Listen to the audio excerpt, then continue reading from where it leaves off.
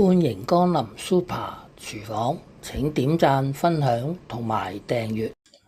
水滾咗啦，咁啊打開個蓋，落2茶匙嘅鹽，放入意粉，用筷子將佢撩鬆。根據包裝指示煮佢7-8分鐘。喺煮緊意粉嘅時候，我哋做啲乜呢？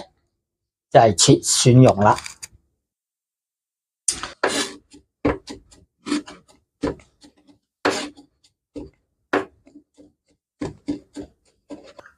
蒜蓉就切好咗啦，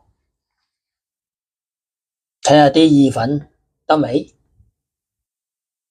好啦，啲意粉都煮咗7-8分鐘啦，咁我哋就夾返起佢。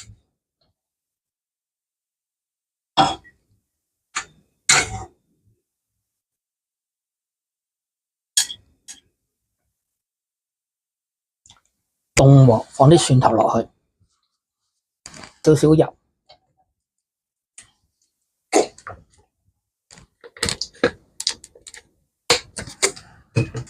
啲蒜蓉已經爆香咗啦，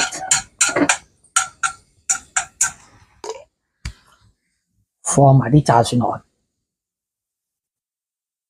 再煮多佢一陣。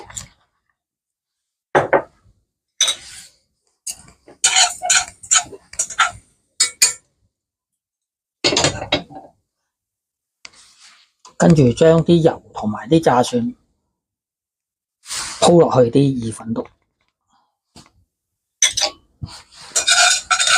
咁樣就做成咗呢個金銀蒜拌意粉啦。睇完片之後記得俾 like、分享同埋訂閱。